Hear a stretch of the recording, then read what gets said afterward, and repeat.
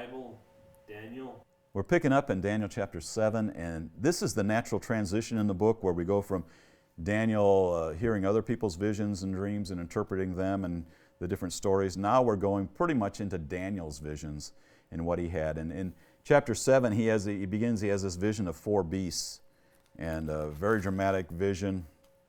I'm going to skip on through this a little bit to verse 7.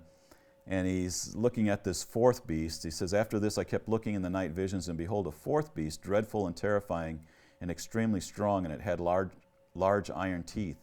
It devoured and crushed and trampled down the remainder with its feet, and it was different from all the beasts that were before it, and it had 10 horns. While I was contemplating the horns, behold, another horn, a little one, came up among them, and 3 of the first horns were pulled out by the roots before it. Behold, this horn possessed eyes like the eyes of a man, but a mouth uttering great boasts."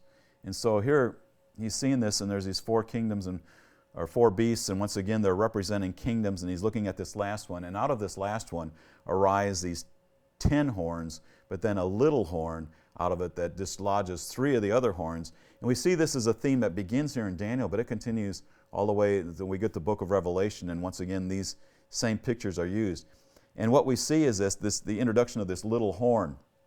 And throughout the rest of this book here, and then we get into the book of Revelation at the end, these prophetic things, pretty consistent that this little horn is kind of a major ruler at the end of the age that seems to have almost complete worldwide dominance, although we see some resistance to him in places. But he's the one that seems to be referred to in the New Testament as the man of lawlessness, the man of sin. Sometimes we just call him the Antichrist. In the Old Testament, he seems to be the one that relates to maybe Gog of Magog, we saw in Ezekiel 38 and 39. Maybe the Assyrian in Micah, as we get along further here, that comes into the land that the one born in Bethlehem chases out of the land. So here's this introduction of this little horn, and he's a very prominent figure in a very bad way in all of what's happening at the end of the age here. So he's had this vision of these 4 beasts, and the end of the vision is basically the same thing that happens throughout this, is that there's an establishment of the Lord's kingdom. But I'm going to read in verse 9, as he's looking in this vision, he says, "I kept looking until thrones were set up, and the Ancient of Days took his seat. His vesture was like white snow, and the hair of his head like pure wool. His throne was ablaze with flames, its wheels were a burning fire. A river of fire was flowing and coming out from before him. Thousands upon thousands were attending him, and myriads upon myriads, or I think that's 10,000s upon 10,000s, were standing before him.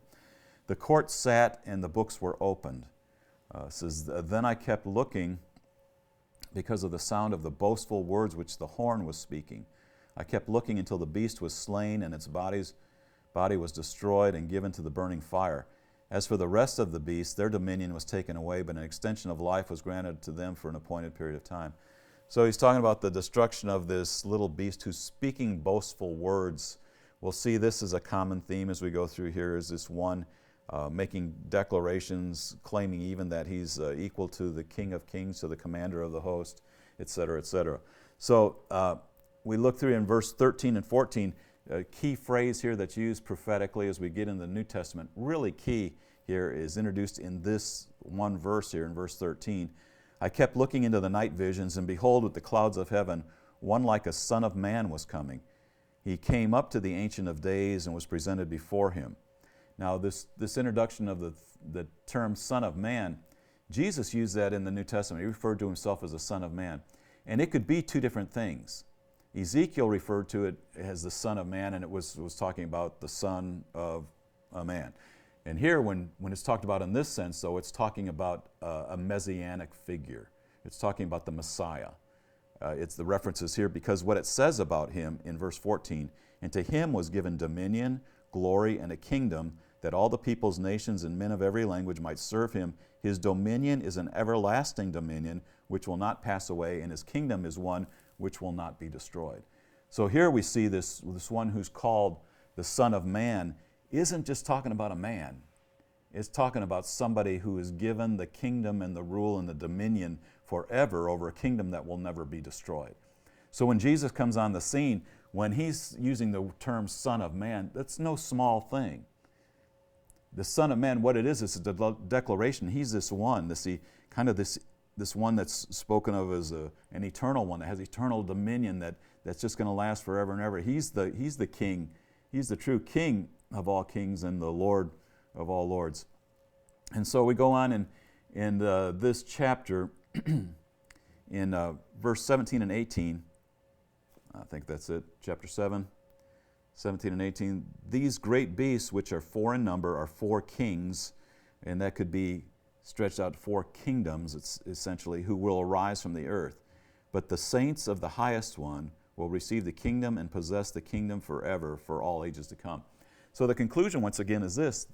Times of great stress and things on the earth that have to develop, things on the earth that will grow and change, kingdoms that will come.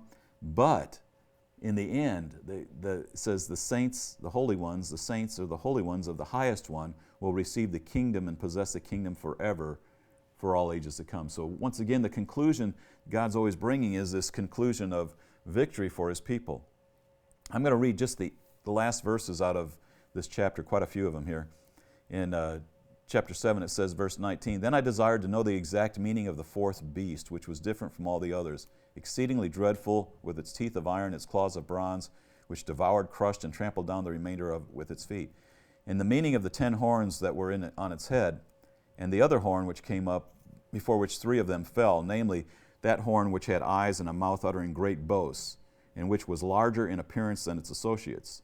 So here's once again, it's focusing on this little boastful guy, and he's just unique in his arrogance, it seems. Verse 21, I kept looking, and that horn was waging war with the saints and overpowering them. That's a little distressful statement to hear, but it looks like for a period of time, this one's actually going to have the power to overcome the saints in some way, overcome the holy ones, until the Ancient of Days came and judgment was passed in favor of the saints of the highest one, and the time arrived when the saints took possession of the kingdom. Thus he saw this little guy that's boastful only has authority for a short period of time. Thus he said, the 4th beast will be the 4th kingdom on the earth, which will be different from all the others. It will devour the whole earth, it will tread it down and crush it. As for the 10 horns out of this kingdom, 10 kings will arise, and another will rise after them, and he will be different from the previous ones and will subdue the 3 kings. And we saw that before, the one taking out the 3. And he will speak, but again, he will speak out against the Most High and wear down the saints of the highest one once again. He will intend to make alterations in times and in law, and they will be given into his hand for a time, times and a half a time. So he gives a time period there, about 3.5 years, of which he will have some kind of authority and actually be able to kind of wear down the saints, the holy ones. But the court will sit for judgment. His dominion will be taken away, annihilated, and destroyed forever. Then, verse 27, the sovereignty and dominion and the greatness of all the kingdoms under the whole heaven will be given to the people of the saints of the highest one. His kingdom will be an everlasting kingdom, and all the dominions will serve and obey him. You see that continual theme, that there's this stuff that's coming, but God's going to set up a kingdom. It's going to last forever. This Son of Man's going to rule it. The saints are going to be leaders in it. And at verse 28, it says something here which is very telling. At this point, the revelation ended. As for me, Daniel, my thoughts were greatly alarming me, and my face grew pale, but I kept the matter to myself.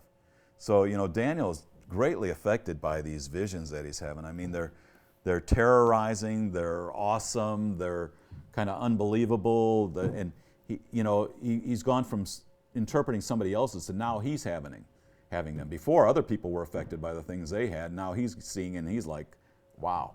And it just takes it out of him. These heavenly visitations, the visitation of heaven in these visions and that kind of thing is just totally wearing him out.